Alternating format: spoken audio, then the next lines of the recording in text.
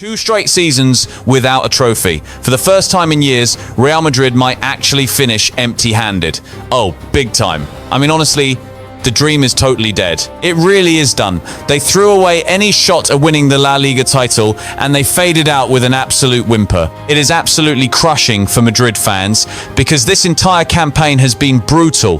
Carlo Ancelotti, the boss who lifted 3 Champions League titles for Los Blancos, officially packed his bags. Goodbye, Madrid. Xabi Alonso, the unbeaten Bundesliga king that Madrid chased for years, got booted after just 233 days. Breaking news out of Spain today, Real Madrid has agreed to mutually part ways with their head coach, Xabi Alonso. Alvaro Arbeloa stepped in as interim manager.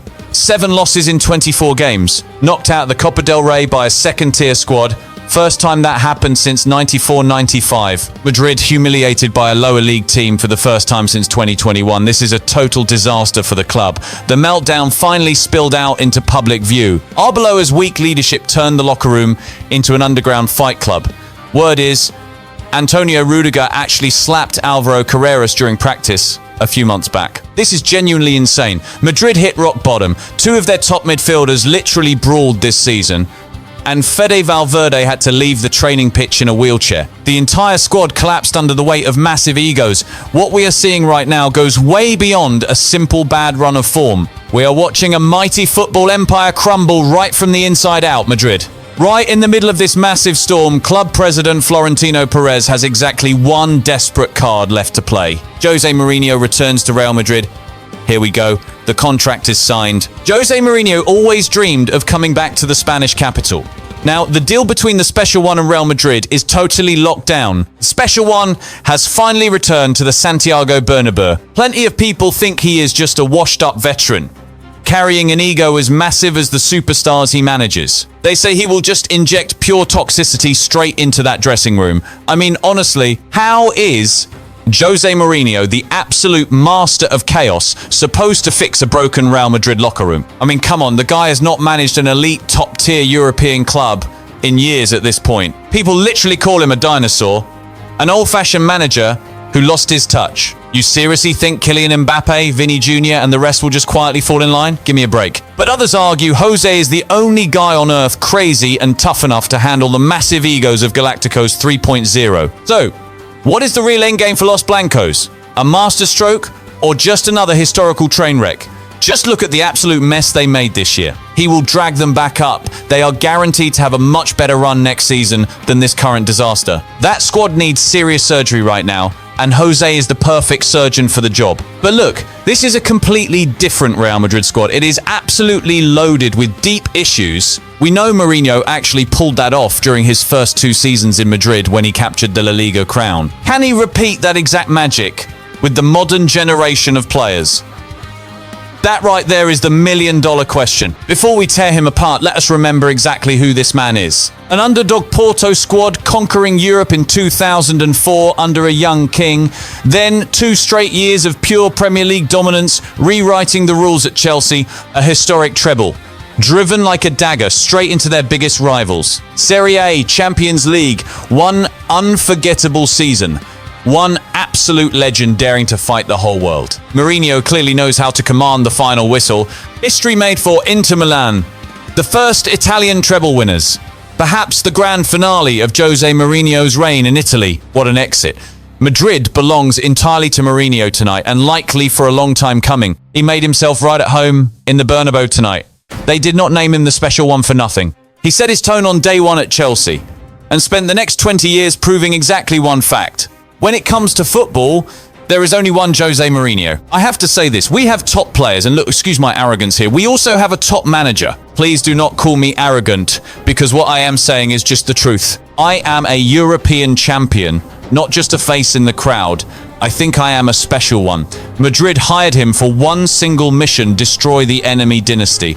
And in the summer of 2012, Real Madrid turned the impossible into pure history. They ripped through Spain with brutal, lightning-fast counter-attacking football. A record-breaking 100 points, 121 goals, 32 victories, just shredding every defense. That 9-point lead over Barcelona was way more than just numbers. It was a brutal statement.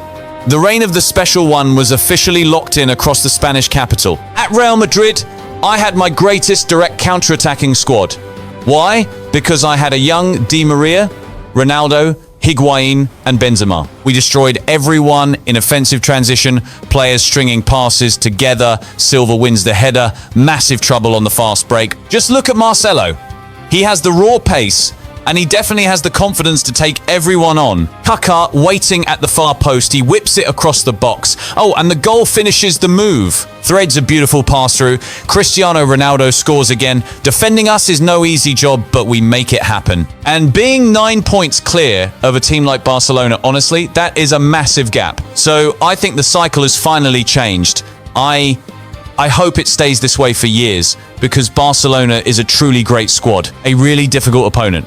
But we are a massive club too, and we proved this year that we are simply better than them. Right now, carrying on my football career under Jose Mourinho is honestly just a completely fantastic thing for me as a player. To keep improving myself constantly, to keep learning every day, it is great. I really could not ask for anything more. Working with him is totally amazing because he is the absolute best manager around. Pep Guardiola and the greatest Barcelona side in history were just crushed by a 9-point margin. It was the most brutal humiliation Mourinho ever handed to Catalonia. Yet none of those insane records could erase one painfully hard truth. He left Madrid wearing the label of a failure. Why? Because Mourinho's actual war was never fought within 90 minutes on the pitch. Just look at the first guy dragged to the chopping block. Iker Casillas, a truly legendary goalkeeper. The ultimate captain. The man who bled for that white shirt since he was 9 years old. An absolutely untouchable symbol of the Santiago Bernabeu. And Mourinho, he mercilessly scrubbed him from the starting lineup. Tossed that club icon onto the bench in broad daylight, replacing him with Diego Lopez. He believed Casillas was a traitor, leaking dressing room secrets to his journalist girlfriend, Sara Carbonero. A toxic web of relationships right in the heart of digital era Madrid. Those 90-minute football matches were totally over. What remained was a brutal power struggle.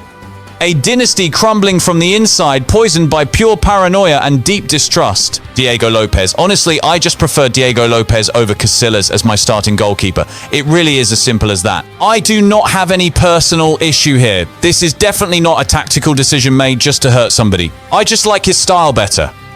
I want a modern goalkeeper who uses his feet well. I want a keeper who commands the middle of the box. A guy who totally owns the airspace, who is rock solid in goal, and pulls off incredible saves. I just prefer a different profile of goalie. But benching Casillas was only the opening act of a dressing room rebellion driven by massive egos.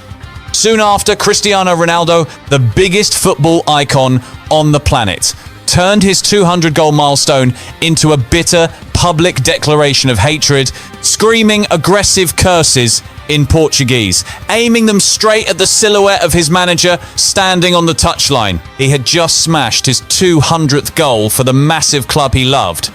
Yet, the superstar's very first reaction was not a happy celebration. It was an absolute eruption of fury, fired directly at the man leading the squad, all in Portuguese. Everything spiraled totally out of control once Sergio Ramos decided to drag this player rebellion into the spotlight in the craziest way you could imagine. During an intense La Liga clash, the rebellious vice-captain actually wore Mesut Ozil's number 10 shirt hidden right underneath his own jersey. Then he deliberately ripped his shirt open in front of the television cameras. A totally fearless act of defiance. A direct humiliation aimed right at Mourinho's massive ego, happening before 80,000 screaming fans inside Madrid's holy football cathedral. One player weaponizing the honor of an isolated teammate to publicly overthrow the supreme manager, broadcast live on television. This was not football anymore. This was a deep, symbolic moment. The exact split second a billion-dollar sporting empire completely detonated from inside its very own dressing room. During a tense match between Real Madrid and Deportivo, Ozil was hooked at halftime by Mourinho, who harshly criticized his effort. I want you to tackle like a man. You are not Zidane. That locker room fight pushed Sergio Ramos to back his close friend in a totally wild way. The defender wore Ozil's jersey under his own, planning to reveal it if he scored a goal. But he didn't even need to score. It was honestly so easy to spot his teammate's printed name showing right underneath his own kit. This drama was no longer about football tactics or the art of man management anymore. This was all-out war. Jose Mourinho took on the whole world rivals, staff, and even the biggest stars inside his very own dressing room. When a football manager decides to torch every single bridge in sight, the final bill is absolute ruin. The bitter end crashed down in the 2012 to 2013 campaign. The fallout was inevitable. Domestically, Real Madrid completely threw away the title race. They let Barcelona finish 15 humiliating points ahead in La Liga. Over on the European stage, the curse of a third straight Champions League semi-final knockout once again shattered the La Decima dream for the Madridistas. But the final blow, the absolute peak of the agony, was a devastating loss to city rivals Atletico Madrid right in the Copa del Rey final. A totally empty, trophyless season that finally killed off the chaotic reign of the special one. The worst season of his entire career. A minor cup win just was not enough for his own ego, and certainly not enough for a super club like Real Madrid. A complete failure. That was the reality back in 2013. A Real Madrid dressing room absolutely packed with massive egos like Iker Casillas, Sergio Ramos, and Cristiano Ronaldo. Fast forward to 2026. Now, Mourinho is gearing up to walk into a completely different locker room. One ruled by Kylian Mbappe and Vinicius Jr. This current season for Los Blancos was not just a basic failure on the pitch. It was a violent collapse from the inside. At first, everything felt like pure magic when Xabi Alonso stepped into the Bernabeu. They destroyed La Liga right away, 13 wins in his first 14 games. Cruising at the top, even smashing bitter rivals Barcelona 2-1 at home in October. But right at the height of that glory, a massive leaked report from The Athletic dropped an absolute bomb on the dressing room. A huge chunk of the squad just stopped believing in Alonso's tactics. Even worse, they decided to mutiny in the most toxic way possible, literally faking sleep while he ran tactical meetings. Just let that sink in for a second. Falling asleep during game prep. Multi-millionaire superstars closing their eyes on purpose. This has to be the most arrogant, shameless group of players to ever wear the Real Madrid shirt. If you do not know what these guys were doing to Xabi Alonso behind closed doors, you need to hear this. I am telling you straight up. A few heavy hitters at the club were completely mocking Xabi Alonso. We are talking about guys whispering right over him and literally acting like they were snoring while he broke down the match tactics. The total lack of respect pushed Alonso to the edge. That is exactly why rumors flew around saying he walked away rather than waiting for the axe to fall. Looking back, it all makes perfect sense why Xabi Alonso suddenly yelled at the squad in November.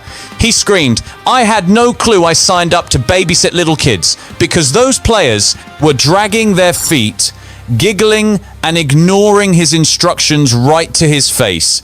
And honestly, this is exactly why he looked like a shadow of the genius we saw at Bayer Leverkusen. These superstars honestly believed they were too big for a whiteboard. The absolute rock-bottom hit in January 2026 during a crushing Supercopa final loss to Barcelona, a leaked online video brought the rot to light. Kylian Mbappe just coldly turned his back and completely blanked Alonso while the coach was begging his team to walk over and shake hands with the Barcelona players out of basic respect. By the very next morning, Alonso was brutally sacked. 233 days. Reign over. Behind closed doors, the atmosphere was completely toxic.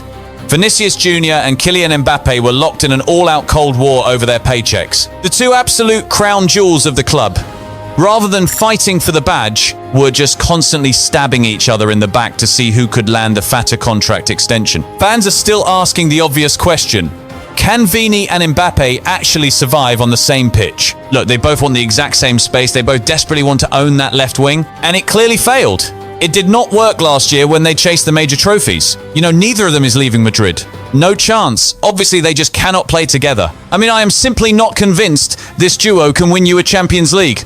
I truly doubt they can even share the ball and dominate La Liga. Exactly. Spot on. But with the ruthless standards here, we all know Papa Perez is running his own master plan. Whatever he says goes. Right. But for the actual survival of the club, if you are building the entire project around one superstar, those two simply cannot coexist. Years ago, Mourinho fought brutal dressing room battles with huge figures like Ronaldo, Casillas, and Ramos. But at the end of the day, those classic legends still held a basic line of respect. The manager's authority actually meant something sacred. Mbappe and Vinicius in 2026. These modern Galacticos have absolutely zero fear of managers. In fact, these players already know exactly how to push a head coach out the door. They personally did it to Carlo Ancelotti, to Alonso, and even Alvaro Arbeloa. That's why Mourinho returning to the Bernabeu isn't about managing football players anymore. He's stepping into a locker room holding a ticking time bomb, just waiting to detonate. So why, out of every possible name, is Jose Mourinho the last card left for Real Madrid? The answer is incredibly simple. Because Florentino Perez doesn't need pretty tactical diagrams sketched on a whiteboard anymore. He needs a ruthless enforcer. Someone brutal enough to step into that gunpowder-filled room, stare right into the eyes of both Mbappe and Vinicius Jr. and make them sit up straight. It's all about hiring a manager widely seen as the man who dragged Real Madrid into a fierce, competitive era. But mostly it comes down to sheer personality. It's the memory of how he went head-to-head with Barcelona. It's how people remember him acting as a public shield for the club and the absolute authority he held inside that locker room. And so, like I said, this whole move is heavily driven by pure nostalgia. But the funny thing about nostalgia is that some of the ugly details, the awkward moments, and the sheer toxicity fade away with time. It all gets buried in the past, and people only cling to the golden memories they actually liked. And the other side of this, obviously, is the massive crisis Real Madrid is facing in the locker room right now. It has been absolutely wild watching everything unravel over these last 4 or 5 weeks. And naturally, when you look at the current market and start wondering who has the sheer force of personality to fix this, you always circle back to Mourinho. Forget the shallow, surface-level analysis you hear everyone repeating. To really grasp this massive gamble, you must flip the board and look for the exit.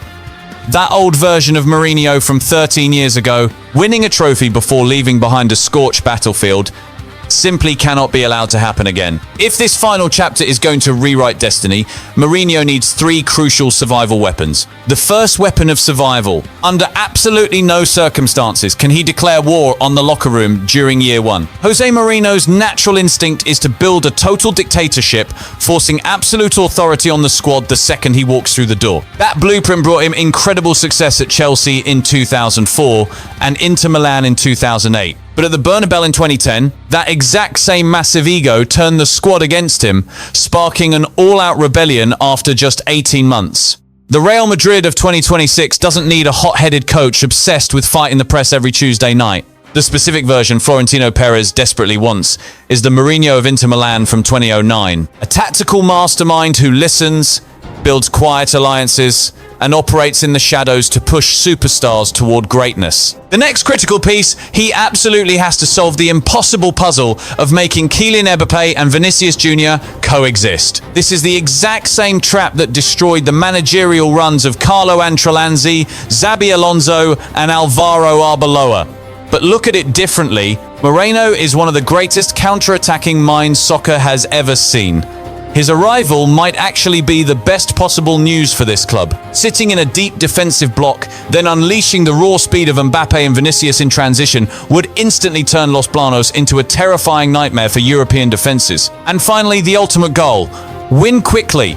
Win right now. You must secure a trophy within the first 6 months at all costs. That means lifting the Copa del Rey, or at the absolute bare minimum, making a fiery deep run in the Champions League. One of those 2 missions absolutely has to get done in his very first season. Because at the Bernabeu, if March rolls around and that trophy cabinet is still completely empty, the storm starts brewing instantly. Endless media outrage, suffocating pressure from Florentino Perez, and paranoid stares from the locker room itself will crash down on him faster and far more brutally than anyone could ever imagine. To manage a massive club like Real Madrid, he really is. Because I truly believe only one man takes charge. No matter how huge that club gets, he will control that locker room. He pulls the absolute best out of that group. Because what he does, Tom, is he walks right in there, he figures out exactly who the strong characters are, who he can actually trust on the pitch, and which players the club needs to dump immediately. He spots that stuff incredibly fast. He builds this little cartel. When he steps away, those key players know exactly how to lock down the dressing room for him. He did it with John Terry, Frank Lampard, Paychecks, and Didier Drogba. They policed that dressing room for him.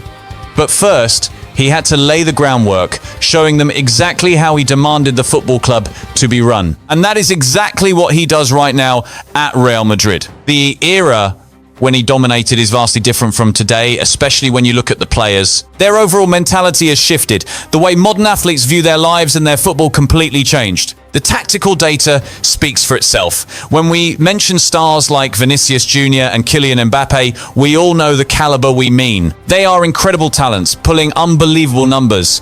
But when it comes to sharing minutes or tracking back on defense, there is a real issue. He did a solid job with the squads he managed recently, handling the tactics at Roma, Spurs, Fenerbahce and Benfica. But with all due respect to those clubs, they just are not Chelsea, Real Madrid or Inter Milan, which might explain why he struggled to find peak success. Maybe those teams simply lacked the financial muscle Jose needed to build a true contender. Still, I genuinely want to believe a comeback is possible. There are massive question marks, obviously, but no matter what, the drama will be highly entertaining. Absolute box office entertainment. The Jose Mourinho of 2026 is completely different from the Mourinho of 2010, not because he lost his edge, but because he has been forged and reshaped through years of relentless tactical battles. Tottenham Hotspur, Roma, and especially Benfica. Those intense pressure cooker environments refined him into a much calmer, far more patient manager than the arrogant renegade who wanted to watch the football world burn 16 years ago. Yet in the 13 years since leaving Madrid, his major trophy cabinet only grew by a single Premier League title with Chelsea in 2015. And then there is the Champions League, the sacred European Cup Real Madrid craves more obsessively than anything else on earth. Mourinho has not touched that trophy since his magical treble night in 2010. My expectations for Jose are clear. I need to see him win La Liga in his first season, alongside one of the domestic cups. When it comes to the Champions League, reaching the semi-finals is the bare minimum. Getting knocked out in the quarterfinals 2 years running is entirely unacceptable. We have to reach the final four. Once you get there, absolutely anything can happen. That is exactly why I refuse to call this appointment a failure. Real Madrid did not choose Mourinho for tactical genius or some glamorous European run. He was brought back for one single reason. Nobody else alive can walk into that dressing room, look right at every superstar, including Kylian Mbappe, and demand absolute respect the second their eyes meet. History already proved it. Even massive egos like Iker Casillas, Sergio Ramos, and Cristiano Ronaldo pushed back against him. Yet ultimately, they bled for the badge every single time they hit the pitch. Nobody dared to slack off or disrespect the manager in front of 80,000 screaming fans. The real question now is not whether Mourinho still has the talent. The true question is this: is he wise enough to avoid the toxic mistakes that completely derailed him before? If yes, we might just witness the greatest managerial comeback in the history of modern football. But if he has not learned his lesson, Real Madrid will write another sad chapter, watching a legendary football empire tear itself to pieces from the inside. We will have all the answers to this drama within the next 9 months. I am Jose Mourinho. I have managed the absolute biggest football clubs on earth. I won the Italian, Portuguese, English and Spanish domestic leagues plus 2 UEFA Champions League titles. I turned good players into elite stars and great teams into untouchable champions. There is just one final mission left to accomplish. If you like this video, drop a like to help us reach more passionate fans. Hit subscribe for deeper tactical stories exploring the aura of modern football. See you in the next one.